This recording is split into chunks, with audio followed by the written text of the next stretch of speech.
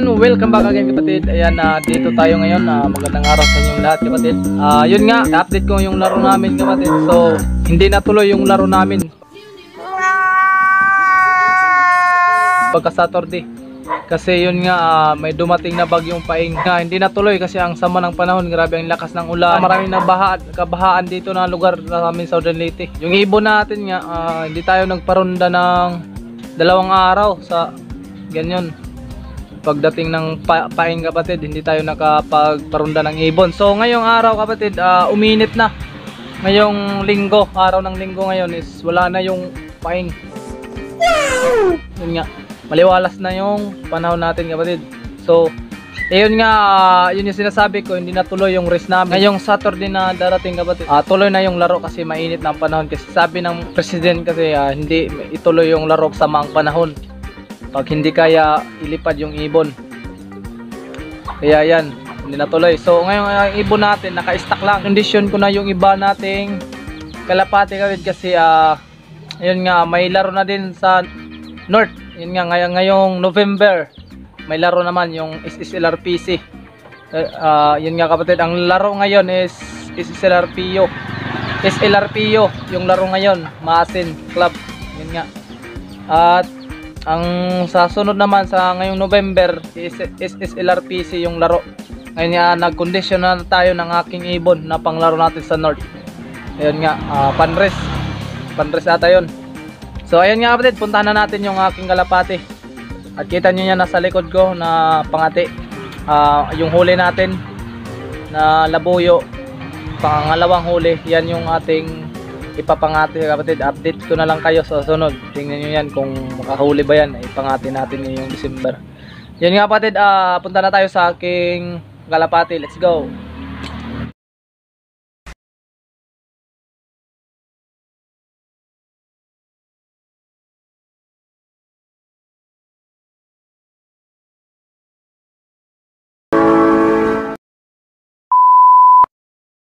Ayun nga kapatid, kita nyo naman yung daanan ko sa aking loop. Grabe ang putik. Grabe ang ulan na yun kapatid. Bagyo na yun kasi bagyo na yun, hindi dito dumaan sa atin. Kung dito dumaan yun, lagot tong ipon na to natin. Ayun na yun nga kapatid, ito na tayo. So magpapa-snack ako ngayon ng ating mga warrior. So kukuhaan ko muna ng ipot. Marami kasing ipot eh. Nga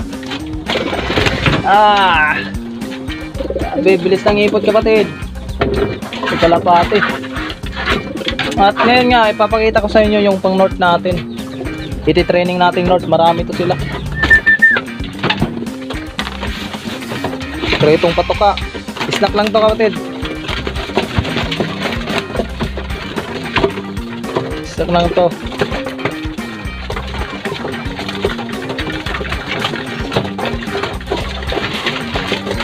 Snack lang to nila. At yun nga kapatid, kaninang umaga mga 9 AM, so nagparunda ako sa kanila. Narunda ko sila dahil yun nga, 2 araw hindi sila palrunda. So nagparunda ako. Ibon natin makikinis na. Hindi na nasisira yung mga buntot nila kasi yun nga, naglagay na tayo ng plywood yung mga kainan nila. Kasi dati wala yung plywood na yan, nasisira yung mga buntot nila pag walang plywood. So ngayon linagyan ko na para pagkain nila na bubuwas at hindi nalalaglag yung paa nila sa lalim. Kasi malaki yung paglagay ko ng kanilang apakan. Kawayan lang kasi yung lagay natin, linagay. So ngayon, yan, linagyan natin ng plywood para hindi sila mahirapan. Yung mga kinuhanan ko ng mga buntot, so ngayon tumubo na. Matatas na yan, ganda yung tubo ng buntot niya. At yun, yan, maganda na yung buntot. Yung kabila, marami sila, mga kinuhaan ko ng buntot. So ngayon, mahaba na yung buntot nila. Ayan. So ang ating plain water, ayan, marumi na yung plain water natin. Hindi natin nalilisin kanina. Ayan ako maglilinis ng loop pag gabi. Sa gabi lang kasi ako kapatid naglilinis ng loop, tsaka gabi at tsaka umaga. So pupuntahan natin ngayon yung breeder ko kapatid.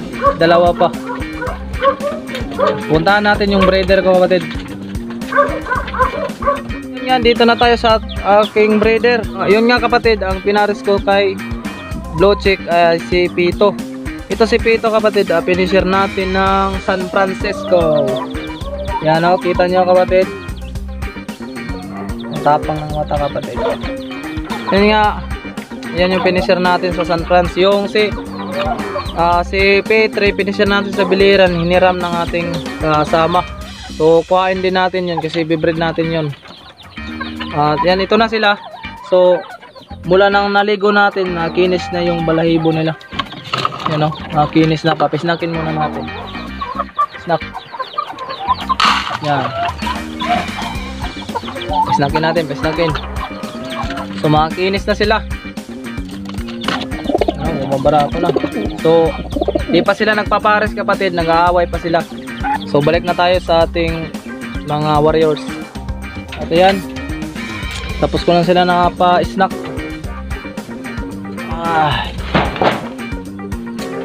Yan o, nakapakan nila, nilagyan natin para yung pagkain nila hindi sila mahirapan.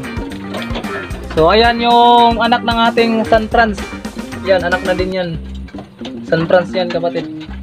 Anak ng San Francisco finisher. Anak ng finisher yan kapatid. Yung i-breed natin yan, yan yung anak niya. And ayun nga kapatid, yung mga pang north natin nilalaro ngayong November na darating is ito. Ayan, isa. Sasali natin sa north. At saka ito.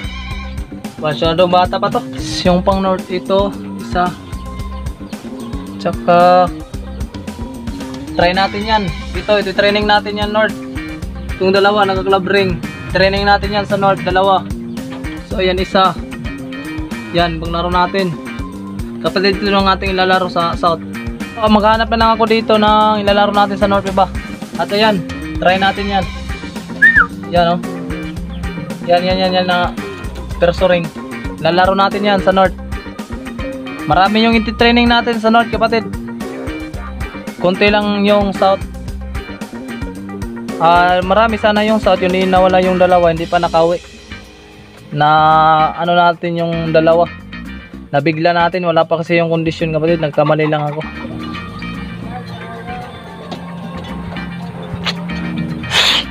Ayan o. Mga pang north natin ito. Yan, yung white natin marumi. Maayos na rin yung bundot niya, marumi lang. Kasi pag uulan, maano yan, naibon na yan ang white natin.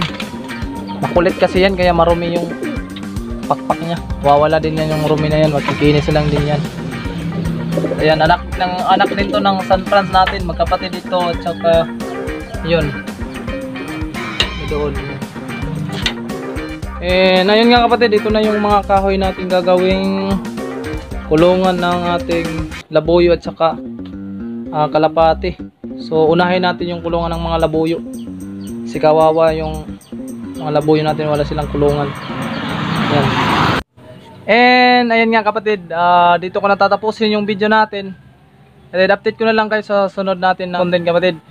At ayun nga, sa hindi pa nakaka-subscribe, please subscribe ka naman sa channel ko at saka click mo na rin yung notification bell para updated ka sa ibang video natin kapatid. Malaking tulong na din yan sa ating channel.